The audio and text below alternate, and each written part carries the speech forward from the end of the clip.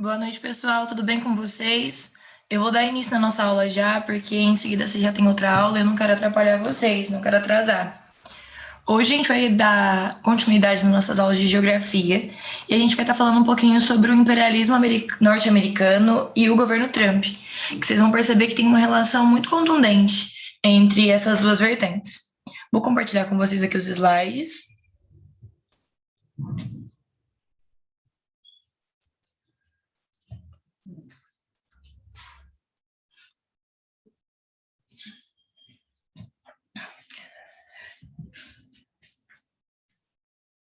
Pessoal, o imperialismo norte-americano ele é uma referência ao comportamento autoritário de influência militar, cultural, política, geográfica e econômica dos Estados Unidos sobre os outros países.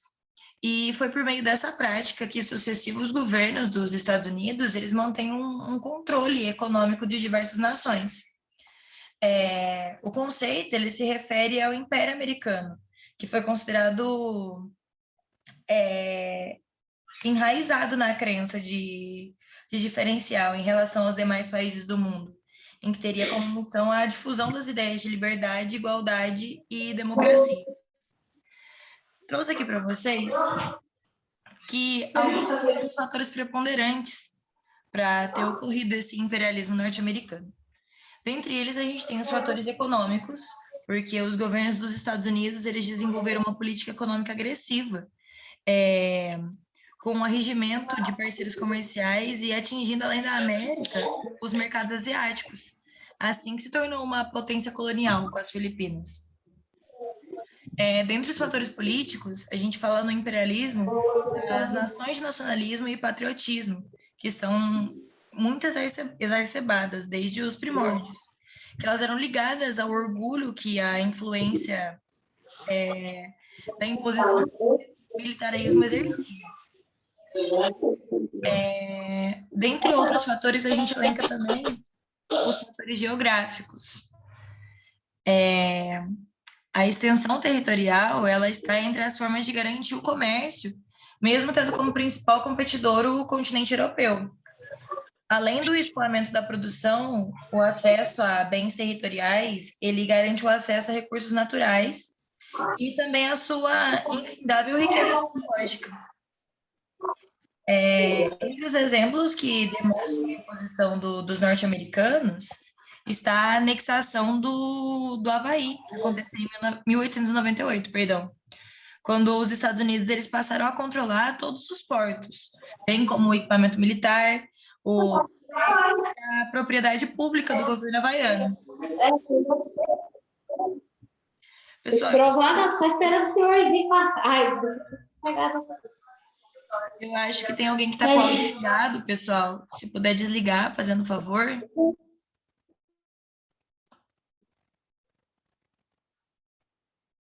Muito obrigada. Como eu estava dizendo para vocês a respeito dos fatores geográficos,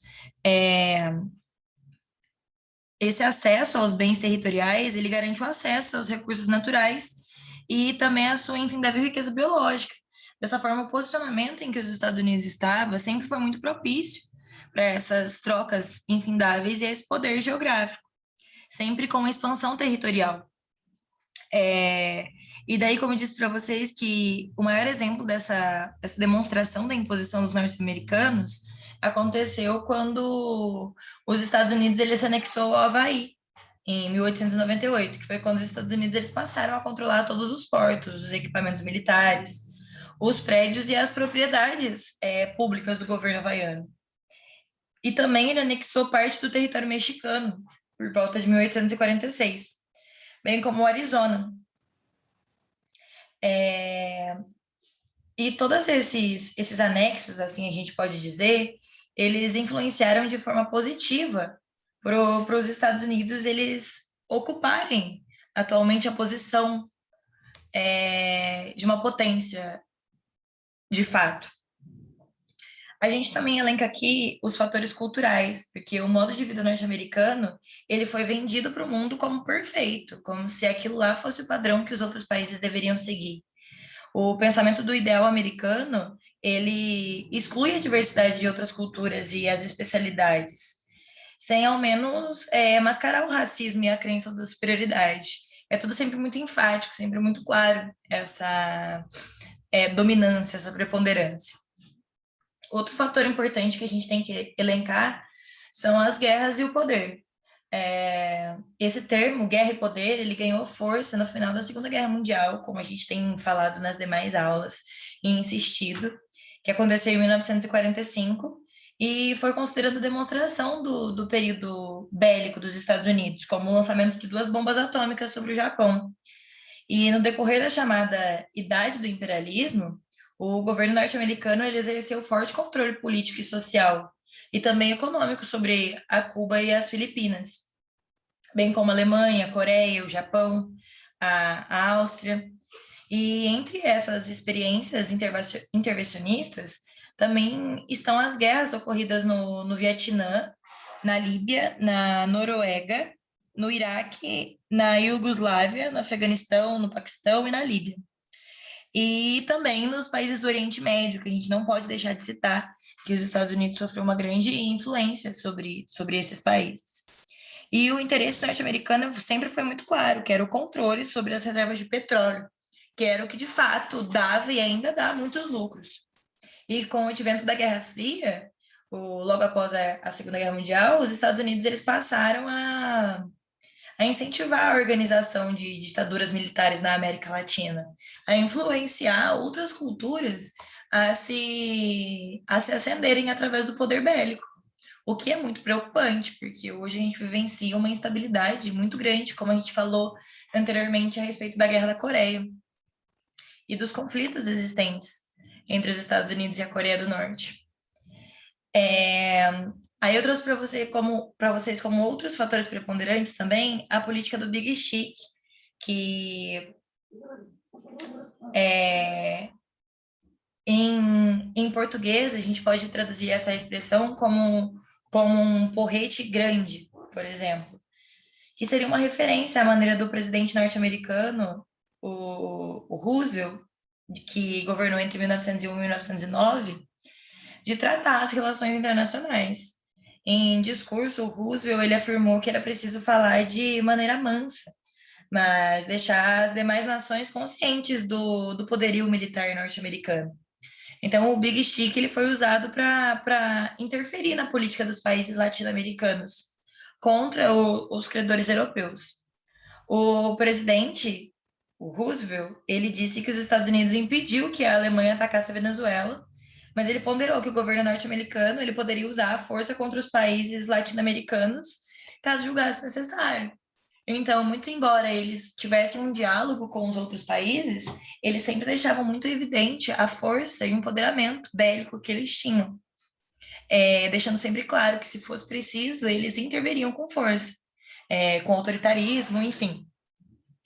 E, por fim, eu trouxe aqui para vocês a doutrina Monroe, que também influenciou, foi um fator preponderante, porque a doutrina Monroe ela é uma referência à política externa do presidente James Monroe, e a partir de 1823, para reconhecer a independência das colônias sul-americanas. Segundo essa doutrina, qualquer ato de agressão dos europeus às nações sul-americanas, ela sofreria interferência dos Estados Unidos. Como vocês podem perceber, os Estados Unidos ele sempre foi uma via de mão dupla, uma faca de 2 gumes, porque muito embora ele oferecesse ajuda para os países que precisavam dele, tudo isso tinha um fator muito, muito maior por trás, uma ânsia muito, muito derradeira, que era, de fato, eles quererem conquistar todo o poder e ter toda uma influência não pacificada em relação aos outros países. Diante desses fatores, a gente tem que o governo Trump tem muita relação e reafirma esse imperialismo, reafirmou, aliás, esse imperialismo norte-americano. O governo Trump ele começou em janeiro de 2017 e terminou em janeiro de 2021. E esse governo dele foi marcado por controvérsias, como a construção de um muro na fronteira do México ou a aproximação com a Coreia do Norte. 2 fatores que a gente, olhando de fora, acha inadmissível. Por sua vez, a economia americana ela voltou a crescer e o desemprego ela diminuiu em contrapartida. Em novembro de 2019, o Trump ele se viu acusado de obstrução do Congresso e de abuso de poder. E o Congresso americano, então, ele abriu um processo contra o presidente, que seguiu para o Senado americano, mas esse decidiu não processar e nem continuar com esse mandatário. Nas eleições presidenciais de 2020, o Donald Trump ele perdeu para o candidato do Partido Democrata, o Joe Biden. E daí é importante a gente falar, nesse contexto, tanto sobre a política interna do governo, quanto a política externa. Quanto à política interna, a gente pode elencar alguns fatores, bem como a paralisação dos funcionários, que a administração pública dos Estados Unidos, ela precisa de um orçamento que é submetido ao Congresso e ao Estado para funcionar com normalidade. E para 2019, o presidente americano ele pediu que o Congresso ele consentisse num suplemento para construir esse muro na fronteira do México. E o Congresso americano, desde 2018, de maioria democrática, ele recusou a proposta e não votou nesse orçamento.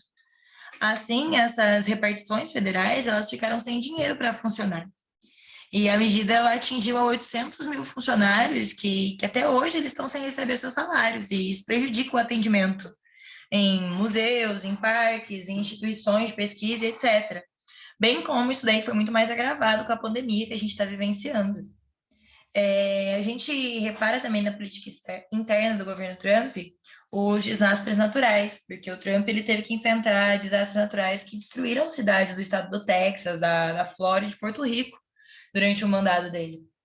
E apesar dele ter visitado lugares atingidos, a maneira irônica com que ele se referia aos acontecimentos provocou muitas críticas e insatisfações da população.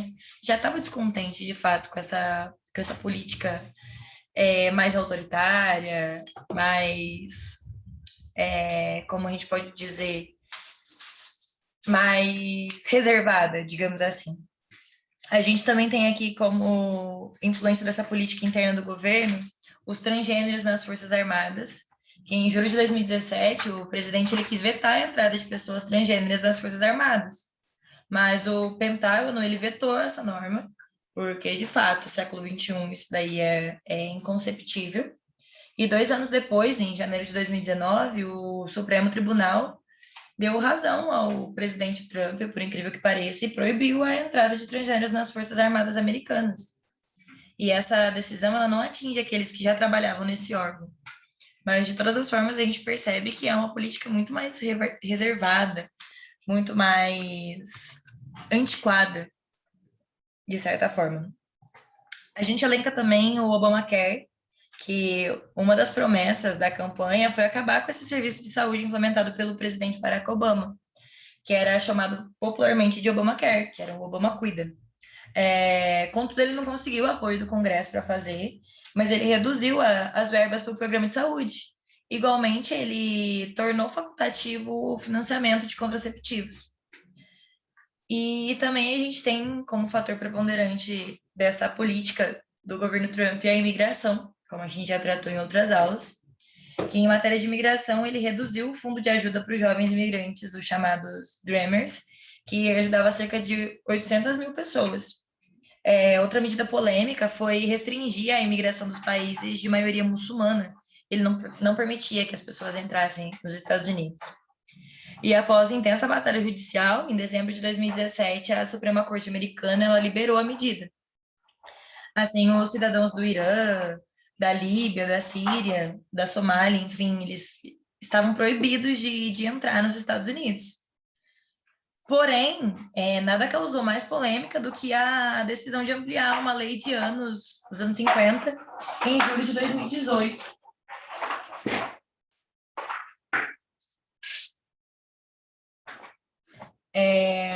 E essa lei, ela previa que os filhos dos imigrantes sem documentos chegados no país, eles poderiam ser separados dos seus pais quando eles chegassem.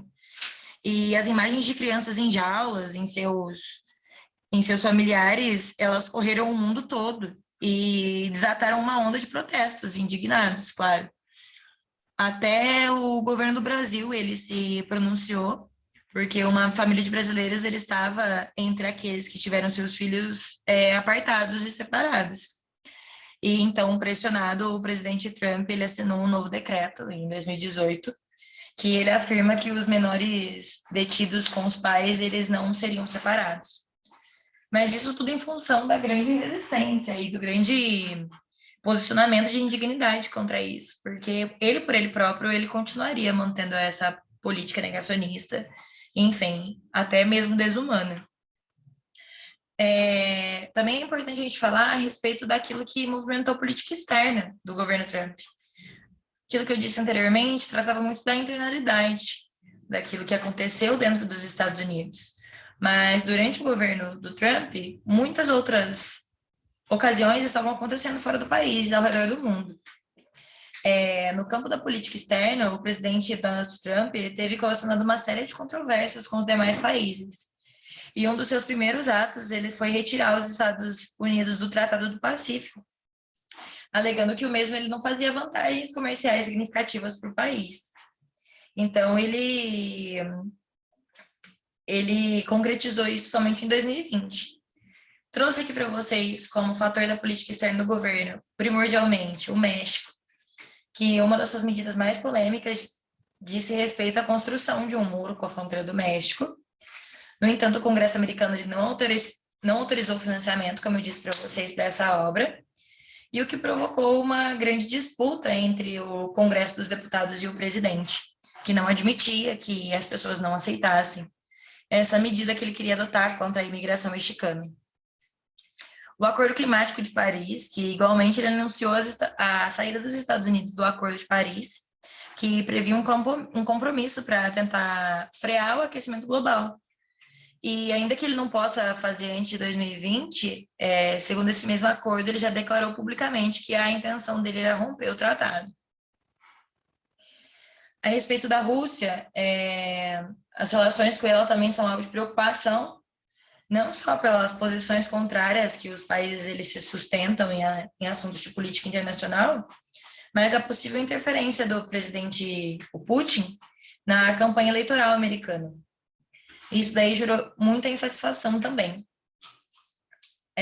A respeito de Cuba, após décadas de relações conflituosas entre Cuba e os Estados Unidos, o ex-presidente Obama ele tinha feito uma reaproximação na ilha caribenha. Mas o Donald Trump ele estava revisando essa política e estava ordenando a saída da maior parte dos diplomatas que serviam no país. Do mesmo modo, eles voltaram as restrições às viagens para a ilha de Cuba e eles foram proibidas as realizações de negócios com as entidades militares desse país. A respeito do Oriente Médio, em dezembro de 2017, cumprindo a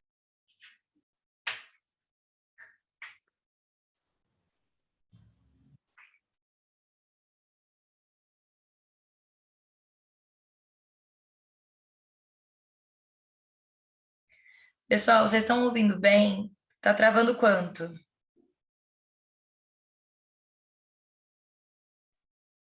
Eu não sei se é só a minha internet, mas eu tô ouvindo muito mal, tá travando muito. Não, aqui tá travando também, gente. Acho que não é só aí, não. Aqui deu uma queda de energia agora. Falando bastante.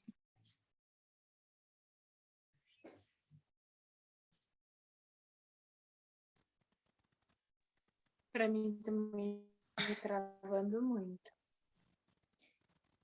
Pessoal, eu vou tentar desligar essa aula para ela poder gravar do jeito que ela ficou e eu vou mandar um novo link para vocês para ver se a conexão melhora.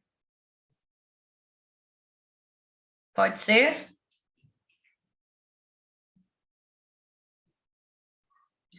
Falta um pouquinho só para a gente terminar, essa matéria ela é curtinha. Então, eu vou encerrar a aula aqui e vou mandar um novo link para vocês, para ver se melhora aqui.